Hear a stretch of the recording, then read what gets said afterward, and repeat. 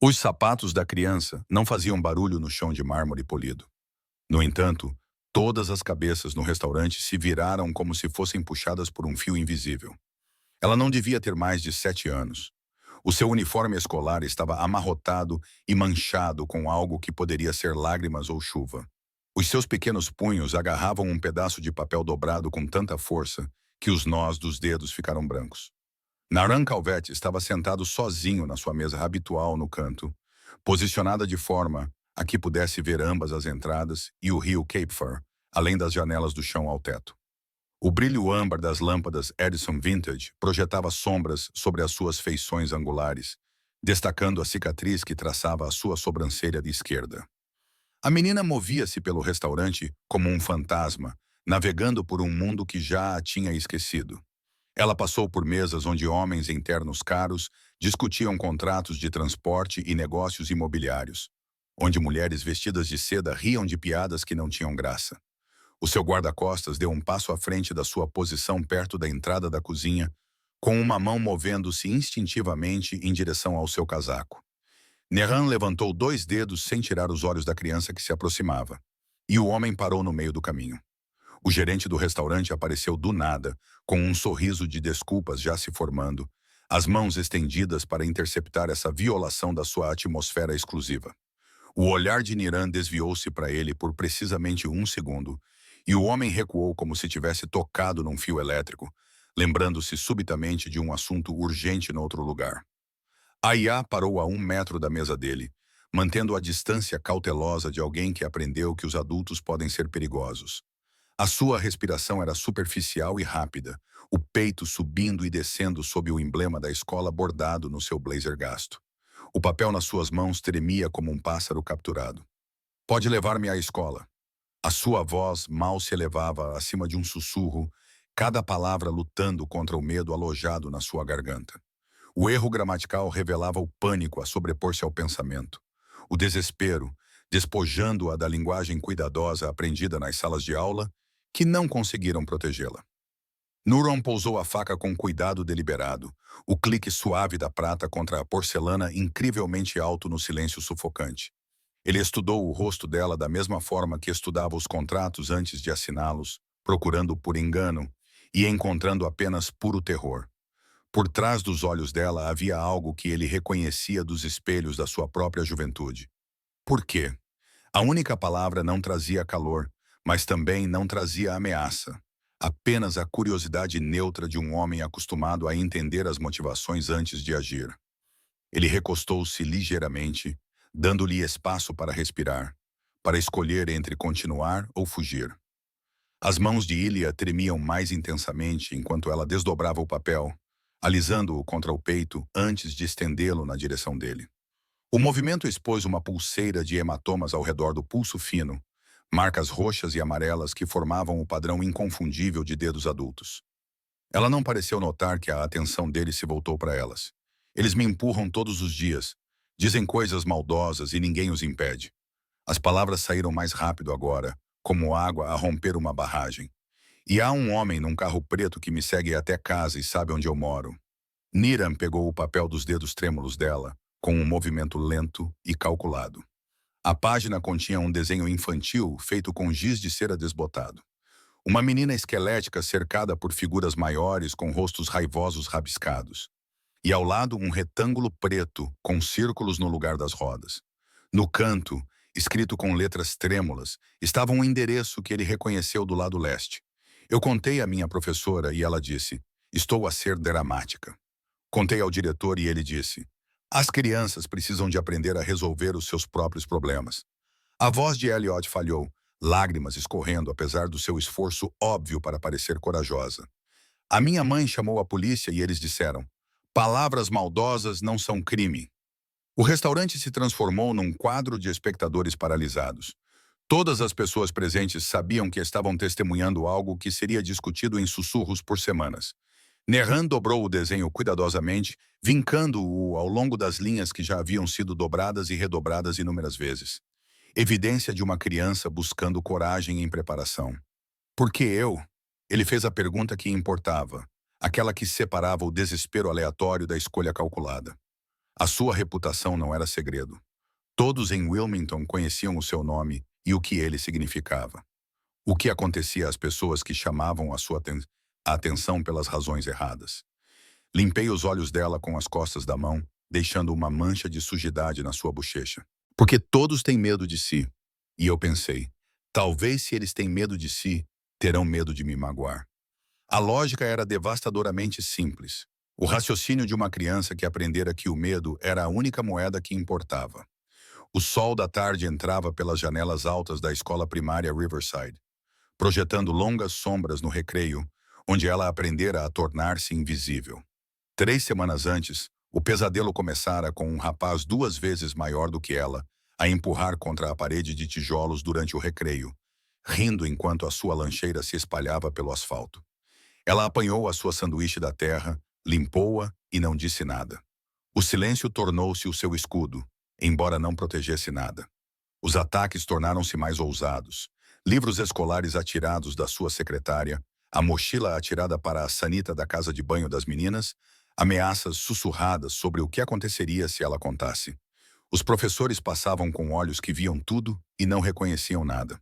A senhora Para Patterson chegou a sorrir quando Alia se aproximou da sua secretária com o lábio partido, sugerindo que as crianças precisavam de ter mais cuidado durante as brincadeiras. A palavra brincar tinha gosto de sangue na boca de Eli. Os seus colegas de turma aprenderam rapidamente a matemática social. Associar-se a Elia significava tornar-se um alvo, então os poucos amigos que ela tinha evaporaram-se como a névoa da manhã. Na segunda semana, ela almoçava sozinha na biblioteca, escondida entre prateleiras de livros sobre crianças que tinham aventuras e finais felizes. O carro preto apareceu numa terça-feira. Alia reparou nele parado em frente ao portão da escola, com o motor ligado e os vidros tão escuros que ela não conseguia ver o interior. No início, ela não deu importância. Os pais esperavam nos carros o tempo todo, embora geralmente não fossem veículos que pareciam ter saído de filmes sobre criminosos. No dia seguinte, o carro estava lá novamente no mesmo lugar, e no outro dia também. Na sexta-feira, quando ela passou por ele a caminho de casa, a janela do passageiro abriu-se o suficiente para que uma voz chegasse até ela. Eu sei qual é o seu apartamento, aquele com a persiana quebrada. Elia correu os 4 quarteirões restantes até casa, com o coração batendo tão forte que pensou que ele poderia romper as suas costelas. Ela irrompeu pela porta do apartamento e encontrou a sua mãe já vestida com um uniforme, preparando-se para mais um turno noturno no hospital. O sorriso exausto de Siren vacilou quando viu o rosto da filha. Querida, o que aconteceu? Siren ajoelhou-se imediatamente, colocando as mãos gentilmente nos ombros de Alia, procurando ferimentos com olhos treinados para detectar traumas. Mas algumas feridas não apareciam na superfície. Não sangravam de forma a poderem ser enfaixadas ou tratadas com antisséptico. Aya contou-lhe tudo sobre o bullying que se tornara um ritual diário, sobre os professores que sugeriram que ela se esforçasse mais para se integrar, sobre o carro, a voz e o conhecimento de onde eles moravam. Ela viu o rosto da mãe mudar de preocupação para raiva e medo impotente. Serene ligou para a escola naquela noite com a voz firme, apesar das mãos trêmulas.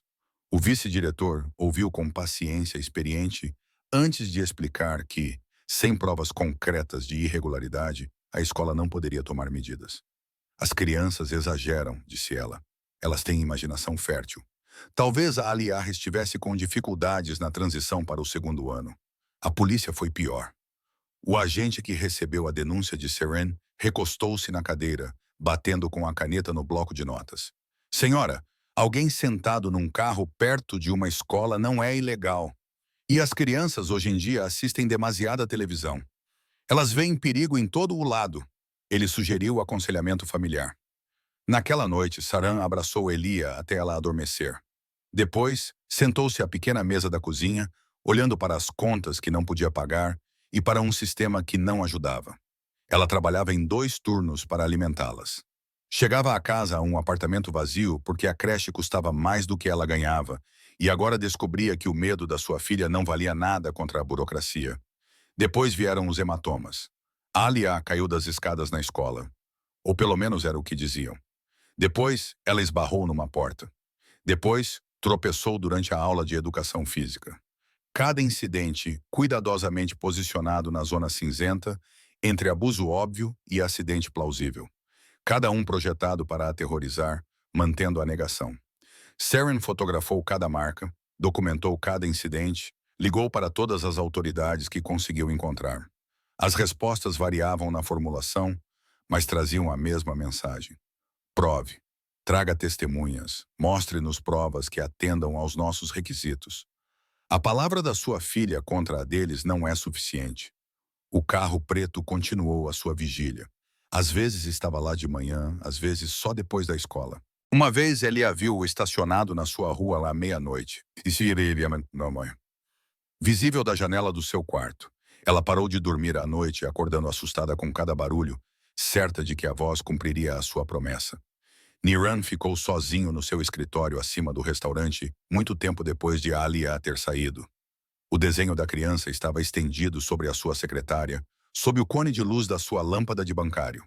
Ele mandou-a para casa com o seu motorista e observou da janela enquanto o carro desaparecia no trânsito noturno de Wilmington, levando a sua preciosa carga para um endereço na Zona Leste. A cidade abaixo brilhava com uma beleza enganadora, as luzes refletindo no rio Cape Fear como diamantes espalhados. Ele construíra o seu império nessas ruas, esculpido o seu território a partir dos ossos de homens que o subestimaram. O poder aqui era medido em lealdade, medo e na aplicação cuidadosa da violência quando as palavras falhavam. No entanto, nenhuma quantidade de poder o preparara para a visão de uma criança de 7 anos a pedir-lhe para ser o seu escudo. Ele matara homens por ofensas menores do que as infligidas a Alia. Ele destruíra negócios, acabara com carreiras, enviara mensagens escritas em consequências que as pessoas compreendiam. Mas isto exigia algo diferente, algo que ele não tinha a certeza de possuir. O seu tenente, Cole Brennan, sentava-se à sua frente em silêncio paciente. O homem estava com Niron há uma década, tinha-o visto navegar por guerras de gangues e investigações federais sem perder a compostura. Agora, observava o seu chefe a olhar para o desenho a lápis de cera de uma criança, como se ele contivesse respostas para perguntas que ninguém ainda tinha feito. A escola é a Riverside Elementary. O diretor é Dennis Crawford, há 20 anos no cargo. Ficha limpa, ativo na Câmara de Comércio. A voz de Cole transmitia o profissionalismo impassível de um homem a ler relatórios de inteligência. O carro é provavelmente um Dodge Charger 2019, com vidros escuros. 3 veículos semelhantes registrados em nome de associados conhecidos da West Side Crew. Os dedos de Nuran bateram uma vez na secretária, o único sinal externo do cálculo que se passava nos seus olhos. A West Side Crew traficava drogas e praticava extorsão, operando com a estupidez cruel de homens que confundiam crueldade com força. Tinha vindo a expandir o seu território, avançando para bairros anteriormente considerados terreno neutro. A mãe é Saren Howden, enfermeira do turno da noite no Cape Fear Valley. Mãe solteira sem antecedentes criminais, sem dívidas pendentes. Vive num prédio com renda controlada na Fifth Street. Cole fez uma pausa consultando as notas que compilara na hora desde a visita de Eli. Ela fez 4 denúncias à polícia em 3 semanas. Nenhuma resultou em ação. O detalhe sobre as denúncias à polícia caiu como uma pedra em águas calmas. Nan compreendia que a indiferença burocrática o beneficiara inúmeras vezes quando as autoridades optaram por olhar para outro lado enquanto ele conduzia os seus negócios. Mas a mesma máquina que ignorava as suas atividades também ignorava crianças a implorar por ajuda. E essa equação revelava algo podre na base. O rapaz que lidera o bullying é Travis Sheridan, 8 anos, filho de Philip Sheridan, que é dono de 3 concessionárias de automóveis e faz parte do conselho escolar. O tom de Cole permaneceu neutro, mas seus olhos brilharam com algo mais agudo. As outras crianças envolvidas vêm de origens semelhantes: dinheiro, conexões, pais que doam para as causas certas. Niron absorveu isso, encaixando as peças em padrões que reconhecia. O mundo funcionava com base na proteção. Aqueles que a tinham e aqueles que não tinham. A Alia não tinha nenhuma, o que a tornava invisível para as pessoas que só haviam valor medido em influência. Ela se tornara um dano colateral aceitável num sistema projetado para preservar o conforto daqueles que já estavam confortáveis. E o carro que a seguia, A pergunta tinha um peso além das palavras, porque Nahran já sabia o que a resposta revelaria sobre o quão longe isso ia além da crueldade do pátio da escola. O maxilar de Cole se contraiu. O melhor palpite é recrutamento ou intimidação. O grupo do West Side tem como alvo mães solteiras naquele bairro, pressionando-as a pagar proteção. Se a mãe não paga, eles vão atrás das crianças. Assustam-nas o suficiente para que os pais cedam. Ele pousou o tablet. É eficaz porque ninguém denuncia. Quem acreditaria numa criança em vez de empresários respeitáveis? O silêncio que se seguiu carregava uma qualidade de decisão cristalizando-se em ação. Naren levantou-se indo até a janela, onde podia ver a sua cidade espalhada abaixo dele como um reino construído sobre compromissos. Ele dizia a si mesmo há anos que o seu negócio, por mais brutal que fosse, tinha regras. Não se magoava crianças, não se atacava os indefesos, mantinha-se a violência entre aqueles que escolheram essa vida. Mas a verdade que o encarava do reflexo do rio era mais feia. As suas regras não significavam nada para pessoas como o pai de Travis Sheridan ou a gangue do West Side. Eles operavam em espaços que ele ignorava, causando danos que ele considerava insignificantes. O medo de Alia existia porque homens como ele tinham dividido o mundo em territórios e decidido que algumas ruas não eram importantes o suficiente para serem protegidas. Ela pediu-me para a acompanhar até a escola. Nuran falou baixinho, quase para si mesmo. Uma criança de 7 anos decidiu que o homem mais perigoso que ela podia encontrar era mais seguro do que as pessoas que deveriam protegê-la. O que isso diz sobre nós? Cole levantou-se, reconhecendo a mudança na postura do seu chefe, que significava que ordens se seguiriam. O que quer que eu faça? A pergunta abriu portas para possibilidades que ambos os homens compreenderam sem precisar articulá-las. Naran se afastou da janela, seu rosto assumindo uma expressão que fazia homens adultos reconsiderarem suas escolhas de vida. Mas por baixo da intimidação calculada, havia algo mais novo, algo que parecia desconfortavelmente como um propósito despertando após um longo sono. Amanhã de manhã, às 8h, vou levá-la à escola. O amanhecer surgiu sobre Wilmington com aquele tipo de luz dourada que fazia a cidade parecer inocente, como se a escuridão que prosperava nos seus cantos não pudesse sobreviver à limpeza da manhã. O carro de Nuran movia-se por ruas vazias enquanto a maior parte do mundo ainda dormia. O ronronar dos motores era o único som além do grito das gaivotas sobre o rio. Ele tinha escolhido o sedã em vez do SUV, que a sua segurança preferia, algo que parecia caro, mas não ostentoso. O objetivo não era chegar como um exército invasor, mas transmitir uma mensagem escrita na presença, em vez de no espetáculo. Cole sentou-se no banco do passageiro, silencioso e alerta, os olhos a examinar cada cruzamento por onde passavam. O prédio de apartamentos de Alia erguia-se de um quarteirão de estruturas semelhantes, todas com a mesma expressão de dignidade, lutando uma batalha perdida contra o tempo e a negligência. A fachada de tijolos já fora vermelha, mas desbotara até ficar com a cor de rosas secas. Os aparelhos de ar-condicionado das janelas sobressaíam de aberturas aleatórias como tumores de metal. Neran já tinha estado em lugares piores, tinha feito negócios em caves e armazéns onde os ratos superavam as pessoas em número. Mas algo na respeitabilidade cansada deste edifício o atingia de forma diferente. Famílias a tentar manter a normalidade em espaços que exigiam compromissos constantes. Sarah Howden trabalhava em turnos noturnos para pagar isto e a sua filha ainda não estava segura. A porta do apartamento abriu-se antes que ele pudesse bater. Saren estava ali, com uma bata amarrotada, o rosto com a exaustão particular de alguém que tinha trabalhado 12 horas e depois ficado acordada, preocupada. Ela claramente tinha estado a observar pela janela, à espera do carro que tanto esperava e temia que chegasse. Sr. Calvet. A sua voz mantinha-se firme, apesar do tremor nas mãos. Não sei o que a minha filha lhe pediu, mas não posso. Não temos dinheiro para lhe pagar por isso. Orgulho e pânico disputavam sua expressão. A dignidade de alguém que está se afogando, mas ainda se recusa a agarrar qualquer coisa que possa puxá-la para baixo de forma diferente. Nuran olhou nos olhos dela com a franqueza que fazia a maioria das pessoas desviar o olhar. Ela me pediu para acompanhá-la até a escola porque está apavorada e ninguém mais a ajudaria. Não estou aqui por dinheiro. As palavras saíram mais duras do que ele pretendia. A frustração transparecia num sistema que ensinava mulheres como Saren que a segurança sempre tinha um preço. A Ia apareceu atrás da mãe, já vestida com um uniforme, a mochila apertada contra o peito como uma armadura.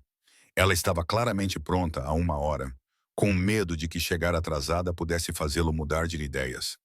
Os olhos dela encontraram o rosto dele com uma esperança desesperada que feriu algo no peito dele que ele pensava estar morto há muito tempo. A viagem até a escola primária Riverside demorou 12 minutos. Eli sentou-se no banco de trás, perfeitamente imóvel, o seu reflexo no espelho retrovisor mostrando uma criança que havia aprendido que chamar atenção significava convidar a dor. Saran queria ir, mas o seu supervisor de turno já havia negado o seu pedido de folga. O sistema falhou com ela mesmo nisso.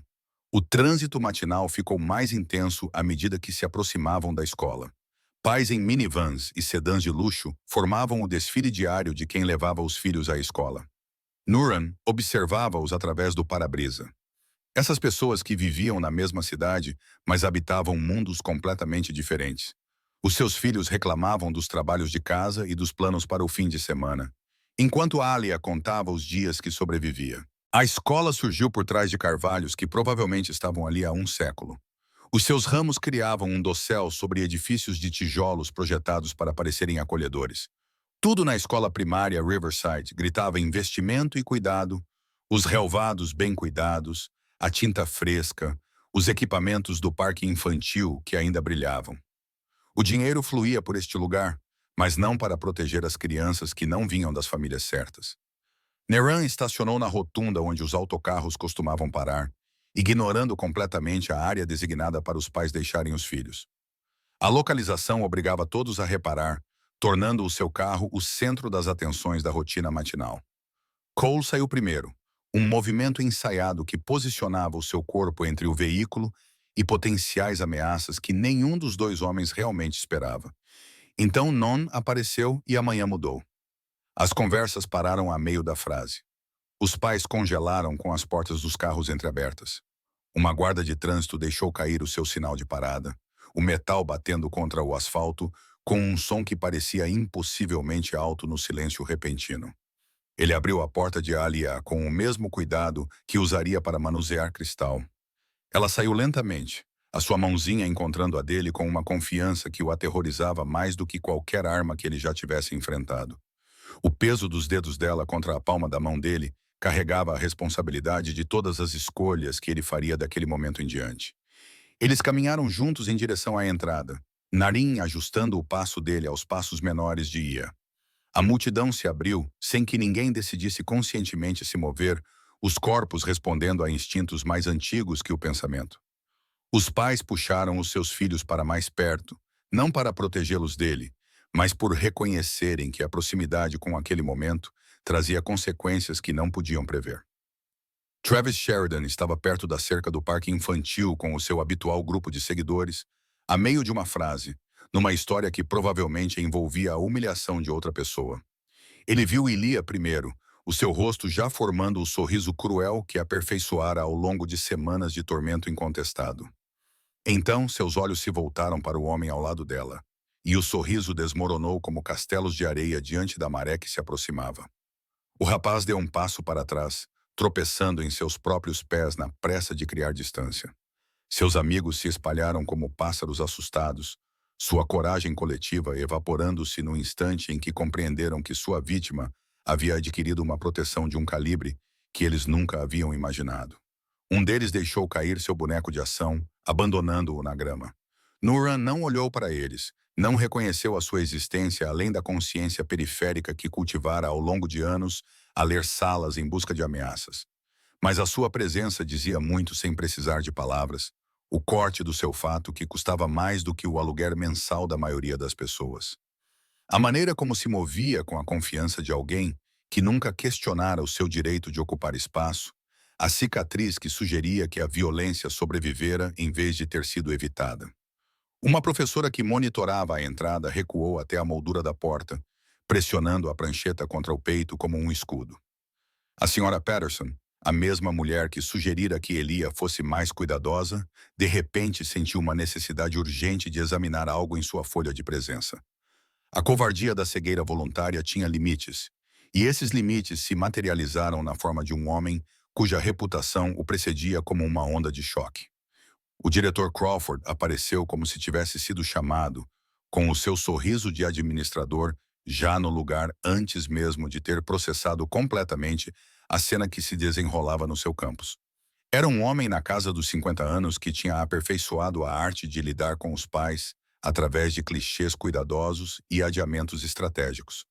Uma carreira construída com base na manutenção da paz através da evasão de responsabilidades. Bom dia! Bem-vindo a Riverside. Acho que ainda não tivemos o prazer. A saudação de Crawford morreu quando o reconhecimento o atingiu. O seu rosto passou por uma fascinante progressão de emoções. Confusão, compreensão, medo e, finalmente, o cálculo desesperado de alguém tentando lembrar se havia ofendido recentemente alguém que pudesse justificar essa visita em particular. Narin enfiou a mão no casaco com deliberada lentidão, dando a todos tempo para perceber, questionar e considerar possibilidades tanto mundanas quanto terríveis. O que emergiu foi um envelope pardo cheio de conteúdo que sugeria documentação, em vez de ameaça. Ele estendeu-o a Crawford com o ar de alguém a entregar uma intimação.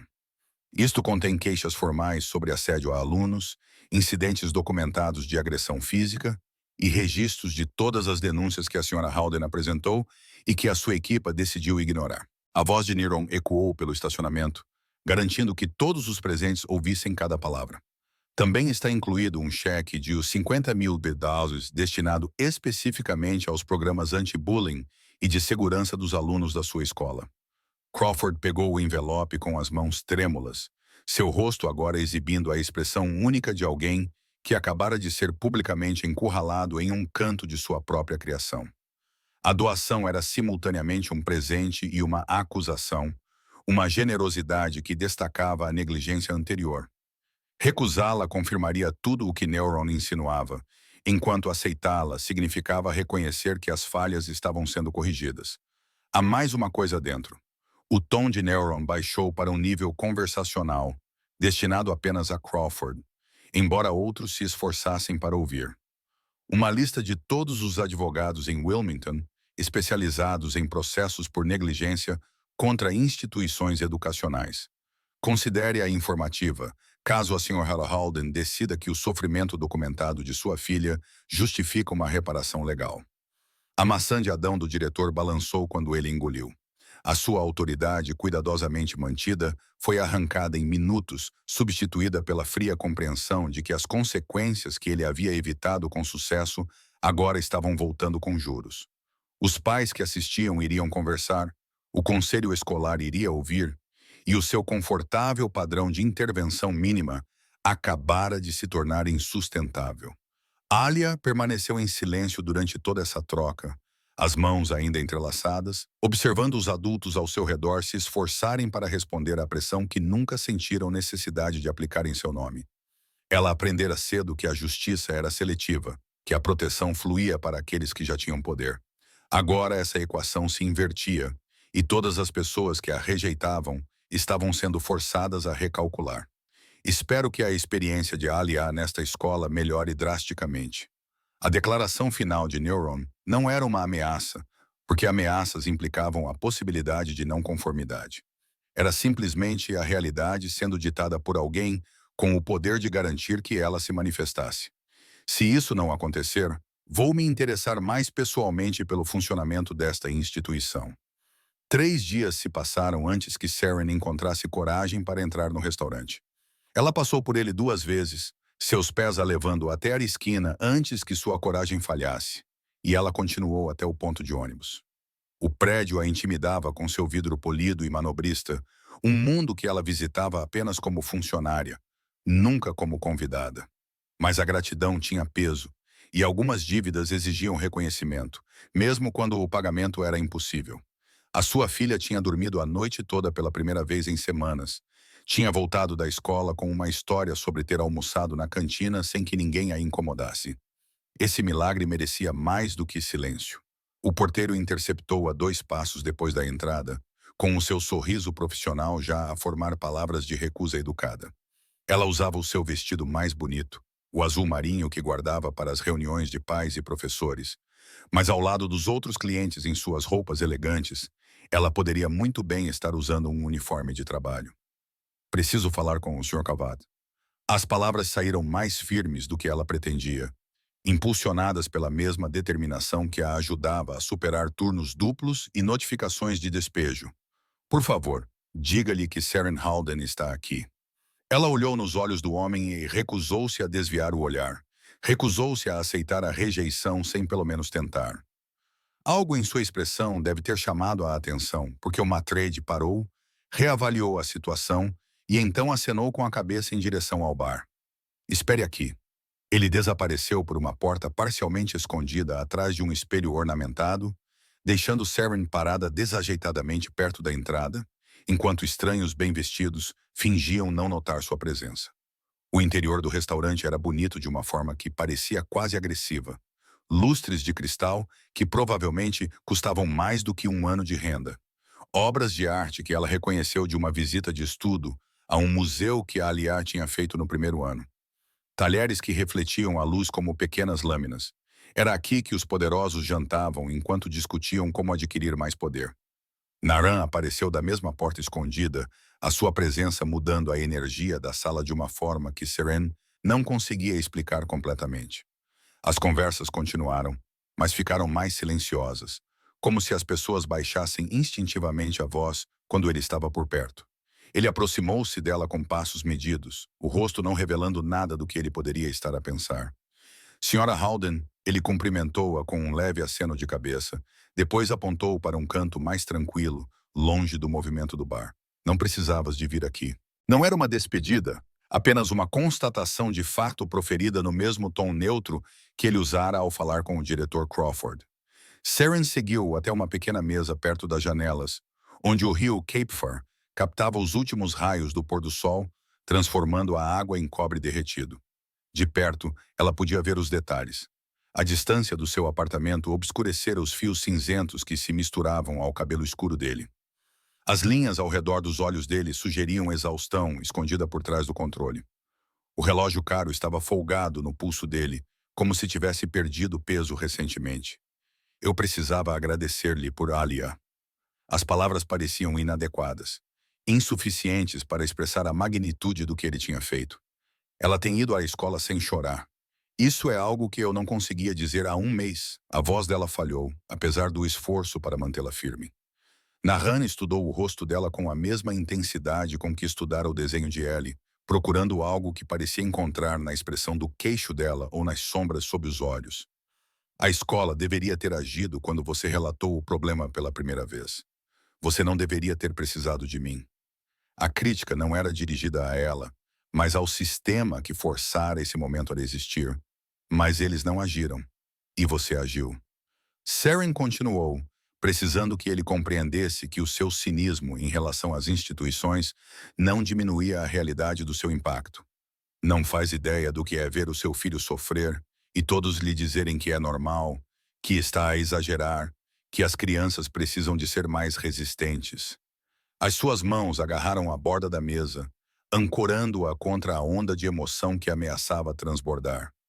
O silêncio entre eles se prolongou, mas não era desconfortável. Lá fora, um iate descia lentamente o rio, suas luzes começando a brilhar à medida que a noite caía. Narin observou-o passar antes de falar novamente. Sua voz estava mais baixa do que antes, quase gentil. Eu sei como é ser impotente, gritar por ajuda em um mundo que escolheu não ouvir você. Saren viu algo mudar em sua expressão, uma rachadura na fachada que revelava o ser humano por trás da reputação. Este não era o monstro sobre o qual Wilmington sussurrava em bares e salas de reuniões. Este era alguém que compreendia o sofrimento por dentro, que tinha construído muros tão altos que as pessoas os confundiam com a totalidade de quem ele era. Por que a ajudaste? A sério? Porque mais ninguém o faria? A resposta veio imediatamente, como se ele estivesse à espera que alguém fizesse a pergunta diretamente. E por quê? Em algum momento, o poder tem de significar algo além de adquirir mais dele. Caso contrário, Qual é o sentido? Ele recostou-se, o momento de vulnerabilidade a fechar-se tão rapidamente quanto se abrira. O pacote chegou ao gabinete do procurador distrital numa terça-feira de manhã, entregue pelo serviço de correio sem endereço de retorno. Dentro da pasta Manila sem identificação, estavam as provas compiladas com a precisão de alguém que compreendia exatamente como o sistema legal funcionava e que documentação era necessária para passar da ignorância deliberada à ação obrigatória. Fotografias mostravam o Dodge Charger preto estacionado do lado de fora da Riverside Elementary em 14 datas diferentes, com data e hora e localização geográfica. Imagens de segurança de empresas próximas capturaram o mesmo veículo seguindo a rota de Alia, a caminho de casa, mantendo distância, mas presente em quadro após quadro, como um predador a perseguir a presa. A qualidade técnica sugeria equipamento de vigilância profissional, não câmaras de telemóveis. Os registros bancários rastrearam o registro do Charger até uma empresa de fachada que entrou em colapso após uma investigação mínima, revelando ligações à rede financeira da Westside Cruise. Os registros telefônicos mostravam chamadas entre o utilizador registrado do veículo e 3 membros da organização atualmente sob investigação federal por extorsão. Alguém tinha feito o trabalho. Os procuradores geralmente não podiam dar prioridade a isso. A procuradora assistente Rachel Finch espalhou o conteúdo pela sua secretária, o seu café a arrefecer enquanto ela absorvia as implicações. Ela trabalhava com casos de gangues há 6 anos, conhecia os padrões da Westside Cruise, entendia como eles operavam em espaços que as autoridades raramente se preocupavam em investigar. Mas esse nível de detalhe sugeria acesso a recursos que faziam o orçamento do seu departamento parecer trocado. As provas não paravam no carro. Estavam incluídas declarações juramentadas de 4 outras famílias do bairro de Elia, descrevendo padrões semelhantes de assédio. Crianças seguidas, pais ameaçados, tudo dentro do mesmo raio de 3 quarteirões. Cada declaração tinha sido autenticada. Cada família forneceu informações de contato. O medo aparentemente superado por qualquer garantia que os tivesse convencido a falar publicamente. Os registros médicos documentavam os ferimentos de Alia com precisão clínica.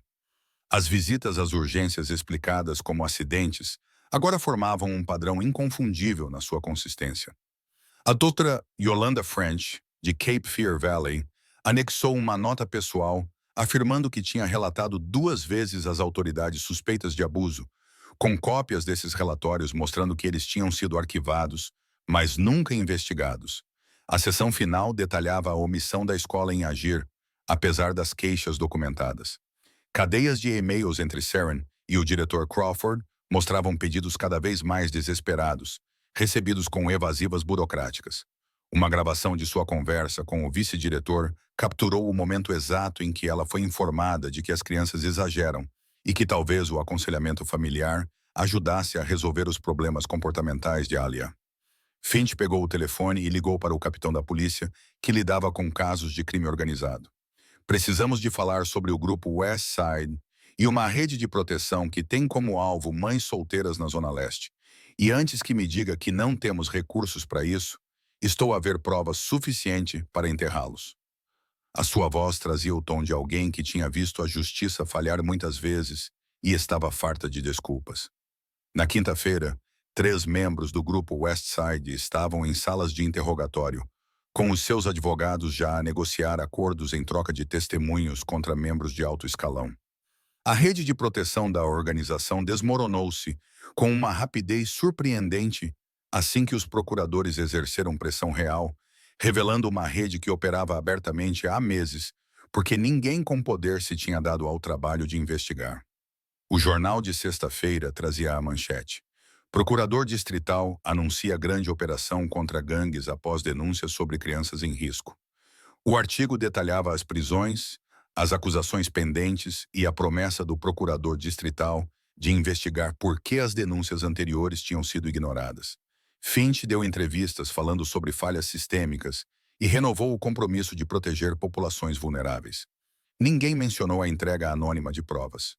Ninguém questionou por que os telefones dos membros da gangue foram grampeados sem mandados oficiais, ou como as imagens de vigilância foram obtidas de empresas que não cooperavam voluntariamente com os pedidos da polícia há anos. As origens da investigação permaneceram deliberadamente vagas, um presente que ninguém quis examinar de perto. Serene leu o artigo 3 vezes, sentada à mesa da cozinha, enquanto a luz da manhã entrava pela janela.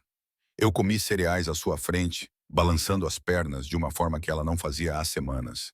A tensão constante finalmente começava a deixar o seu pequeno corpo. O carro preto não voltaria, e de alguma forma ambos sabiam disso. Naquela noite, Seren saiu do trabalho mais cedo pela primeira vez em meses, usando o tempo pessoal que ela vinha guardando para emergências. Ela caminhou até o restaurante à beira do rio, não para entrar, mas simplesmente para ficar do outro lado da rua e observar as luzes brilharem nas janelas, onde pessoas que nunca conheceram o medo como o dela desfrutavam de seus jantares.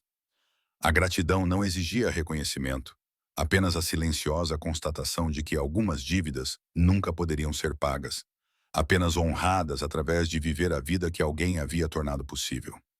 A manhã de segunda-feira chegou com aquele ar fresco de outono que fazia Wilmington parecer um cartão postal. Elia caminhou para a escola com a mãe pela primeira vez desde que o pesadelo começou.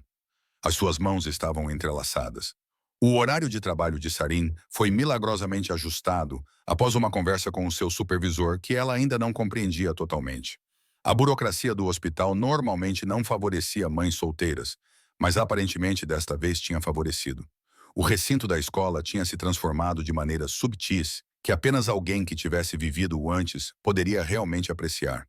Os professores ficavam visíveis em postos de monitorização designados durante a chegada e a saída. A sua presença já não era decorativa, mas funcional. Um novo protocolo de segurança exigia que todos os veículos exibissem identificação, com carros não autorizados a serem imediatamente reportados à administração. Travis Sheridan agora frequentava aulas numa secção diferente. O seu horário foi reorganizado para que o seu caminho nunca cruzasse o de Elias. O seu pai tinha se retirado do conselho escolar, alegando compromissos pessoais, embora rumores sugerissem que o diretor Crawford tinha tornado a sua permanência insustentável através de conversas sobre responsabilidade e reputação institucional.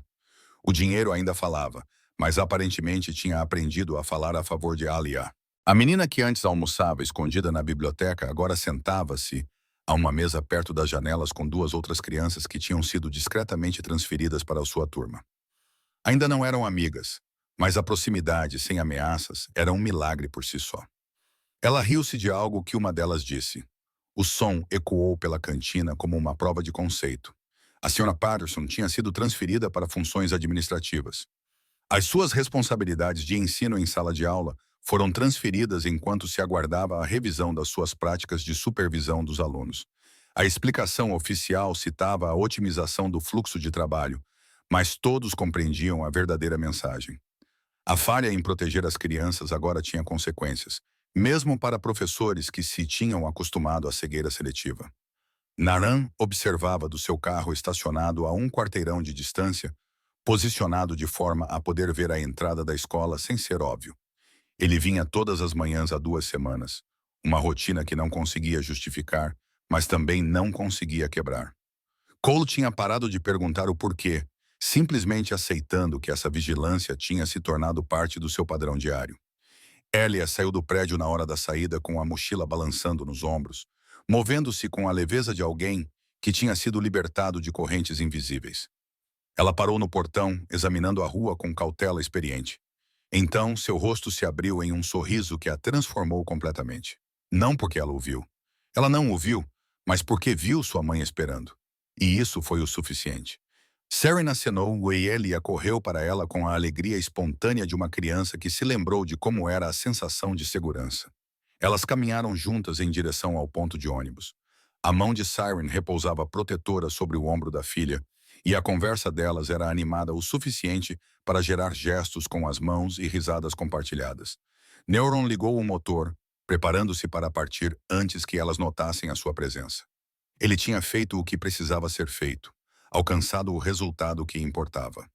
A sua observação contínua não servia para nada além da estranha satisfação de testemunhar a paz que ele ajudara a criar.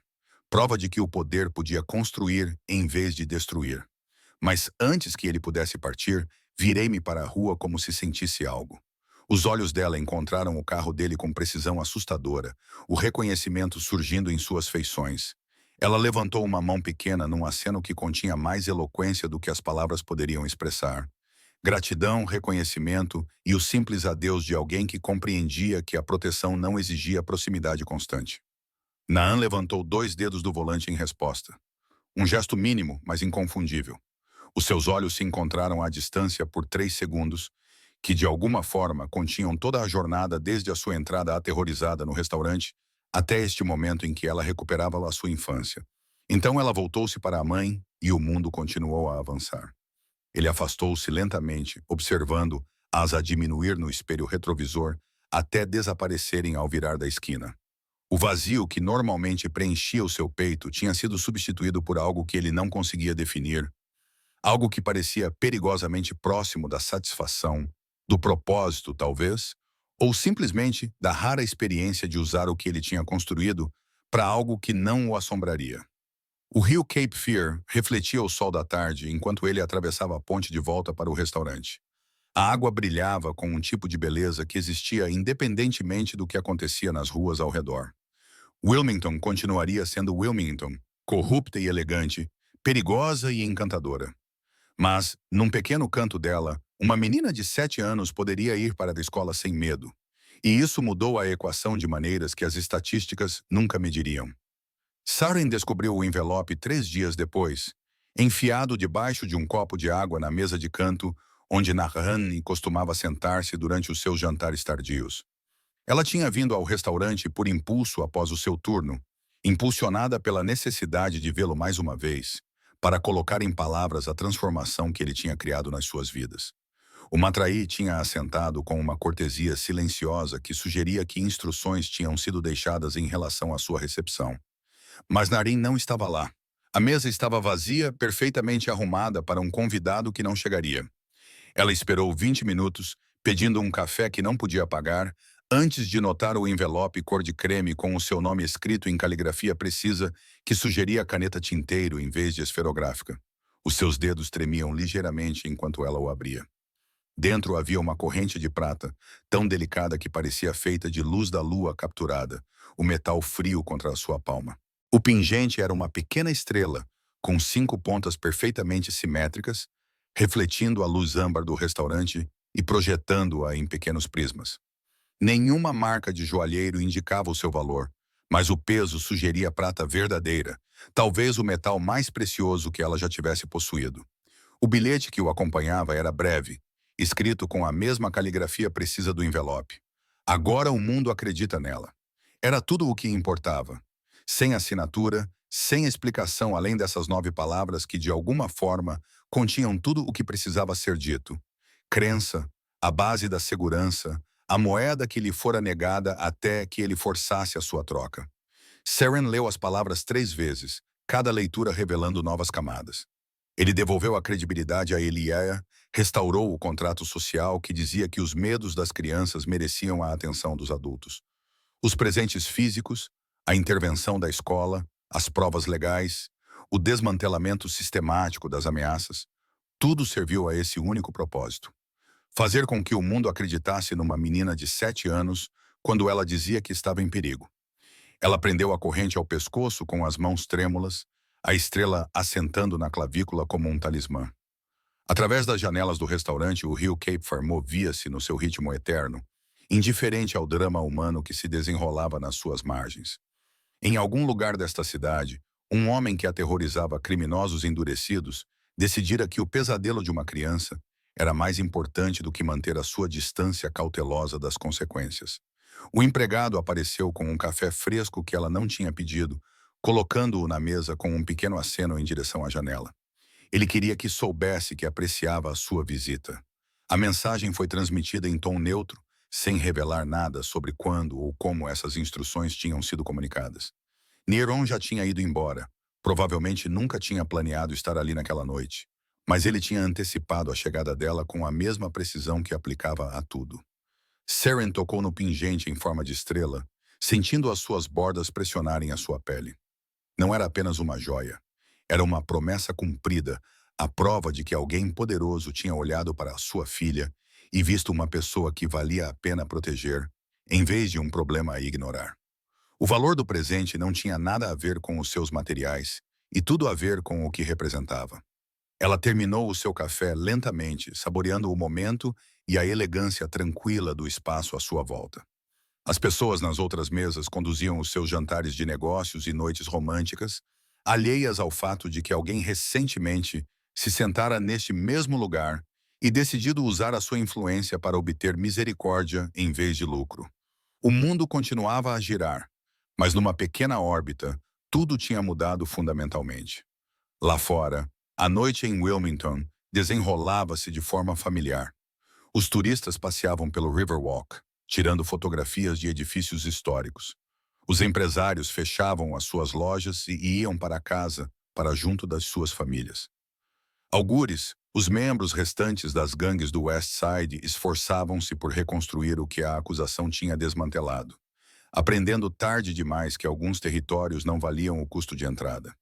E num pequeno apartamento na Fifth Street, dormia a noite toda sem pesadelos. A sua respiração era profunda e tranquila. Os hematomas tinham desaparecido do seu pulso. O medo começava a desaparecer dos seus olhos. E amanhã ela acordaria num mundo que finalmente se tinha alinhado a seu favor.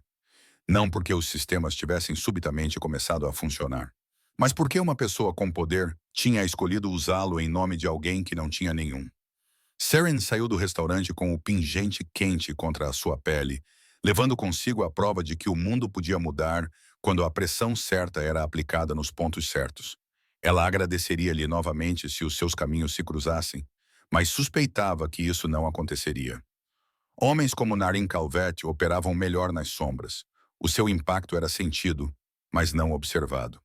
O presente era tanto de gratidão quanto de despedida.